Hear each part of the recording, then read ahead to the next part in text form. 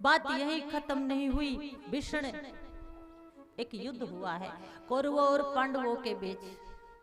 बाबा भीष्म को पांडव भी प्यारे हैं, कौरव भी प्यारे हैं, क्योंकि दोनों ही उनकी गोद में खेले हैं। जब जब घर में आपके यहाँ परिस्थिति ऐसी आती है कि दो बेटे हों, एक इधर अलग हो जाता है, एक इधर अलग हो जाता है, उस पोते को पकड़े या उसको पकड़े, वो बहू कुछ कहती है, वो बहू कुछ कहती है, बोलना पड़ेगा हमारा।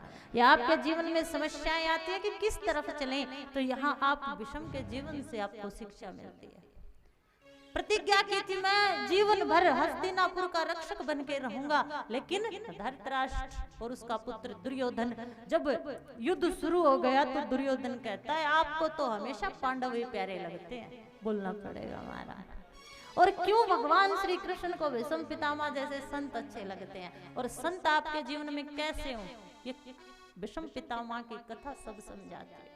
दुर्योधन कहता आपको तो हमेशा पांडव ही अच्छे लगते हैं, आप अगर चाहो तो एक दिन में हम इस युद्ध को जीत जाएं, आप हमारे साथ होते हुए भी उनका साथ देते हो। और जब दुर्योधन ने बार बार भीष्म पितामह पर लांछन लगाए तो भीष्म पितामह कहते हैं कि कल मैं एक पांडव का मृत्यु मेरे हाथों अवश्य होगी, ये मैं प्रतिज्ञा करता हूँ, बोलना पड़ेगा हमारा।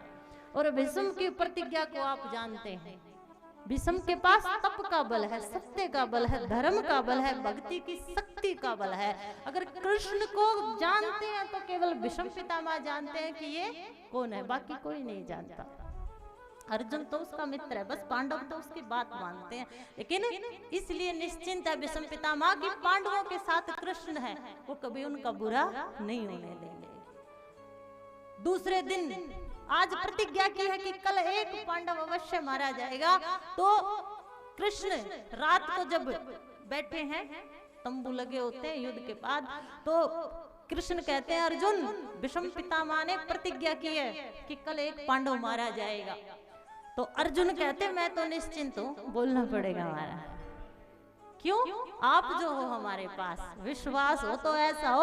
और यहाँ भीष्म की प्रतिज्ञा देखिए कि भीष्म कभी भी प्रतिज्ञा करते हैं तो उसे पूरा करते हैं। तो अर्जुन कहते हैं आप हो संभालने वाले। और भगवान ने कैसे संभाला, द्रौपदी को भेजा है भीष्म पितामह के पास, बोलना पड़ेगा हमारा। भीष्म पितामह के पास द्रौपदी को भेजा है। और बाबा भीष्म पिता रात्रि के समय समाधि में बैठे हैं, और जैसे ही समाधि में बैठे हैं तो यहाँ ध्यान से सुनिएगा आप कि जैसे ही द्रौपदी बाबा के पास गई, किसी ने कहा है खुद तो बाहर खड़े रहे, भीतर भेजा पांचाली को, यति बाबा के चरणों में जाकर अपना मस्तक रख लो।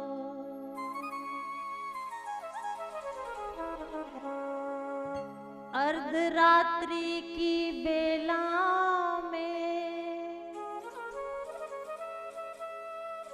बाबा की लगी समाधि, मन हरि चरणों में रमता,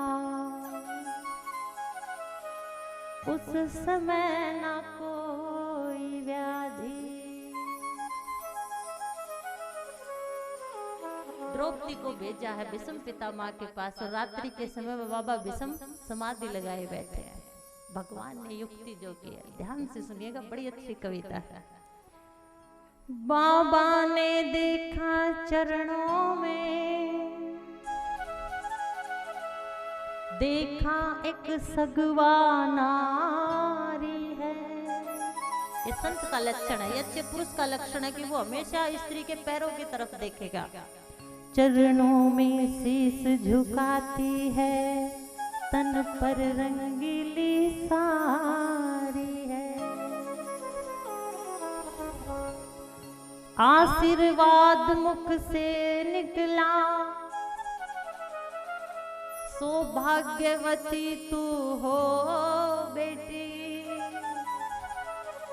मेहंदी की लाली तेरे हाथों से कभी न छूटे ओ बेटी। आशीर्वाद दे दिया कि रात्रि के समय कोई हो, क्योंकि वो चरणों में बैठी है। सौभाग्य तुम्हारा अटल रहे, सिंदूर से मांगना खाली हो, मैं वर देता हूँ हे बेटी,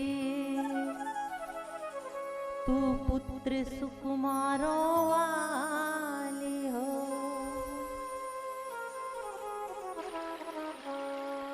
सुनकर द्रौपदी बोल उठी,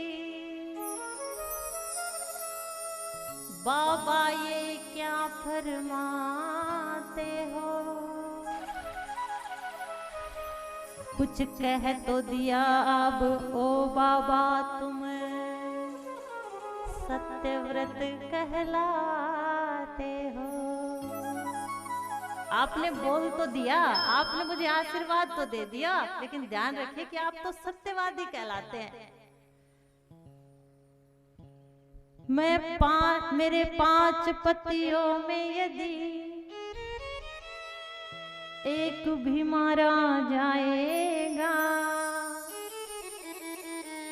आशीष आपका ओ बाबा झूठा हो जाएगा। जब 5 पांडवों की बात आई तब विषम पिता को होश आया है, बोलना पड़ेगा। ओहो, मैंने तो प्रतिज्ञा की थी कल एक पांडव को अवश्य मारूंगा, और एक पांडव अर्जुन, और अर्जुन मारा गया तो पांडव हार गए और कौरव जीत गए। और जैसे ही द्रौपदी ने कहा मेरे 5 पतियों में से एक भी अगर मारा गया, तो तब बाबा को होश आया। अब आया होश पितामह को, हाथों से माला छूट गई, प्रभु के चरणों में लगी हुई वो सहज समाधि टूट गई। बोले तेरे प्रश्नों का उत्तर मैं पीछे दे पाऊंगा, कल रणभूमि में क्या होगा निर्णय कल ले पाऊंगा। पहले दिन कहा था पांडव को मारूंगा, रात्रि के समय द्रौपदी को आशीर्वाद दे दिया, और सत्यता के लिए ही तो भीष्म जाने जाते हैं। फिर कहते हैं हे बेटी, एक बात खटकती है मन में, हैरान जिसने कर डाला, बोलो बेटी वो कहाँ छुपा है, इस जगह तुझे लाने वाला। तेरा दिमाग इतना नहीं हो सकता, मैं जानता हूँ ये कृष्ण ने किया है, लेकिन मुझे ये बता कि वो कहाँ छुपा है। और भगवान पीताम्बर लेके द्रौपदी के चप्पलें उठा ली थी कि कहीं राजघराने की पुत्र वधू की चप्पलें देखकर भीष्म पिता को शंका ना हो जाए कि ये द्रौपदी आई है। और पीताम्बर में द्रौपदी के चप्पलों को छुपाते हुए कोने में खड़े थे। और बूढ़ा होने को आया है पर अब तक नहीं गई चोरी,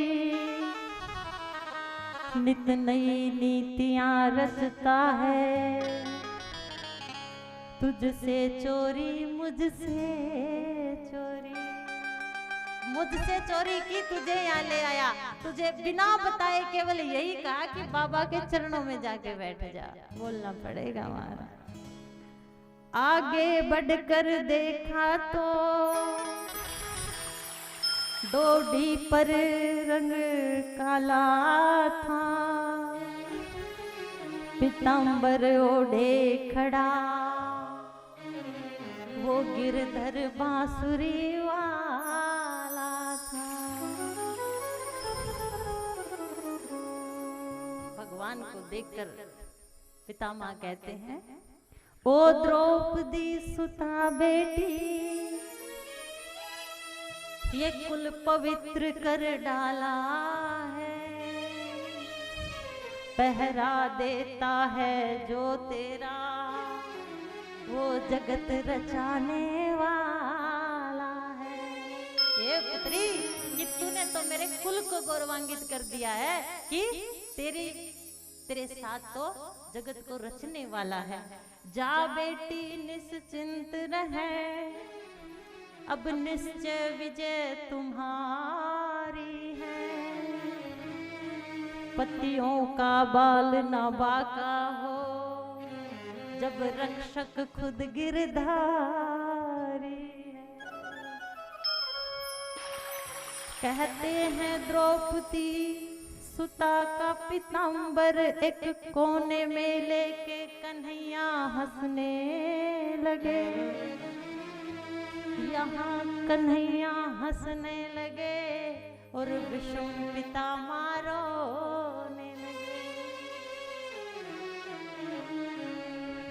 चरणों से जाकर लिपट गए, छलिया छलने को आया है।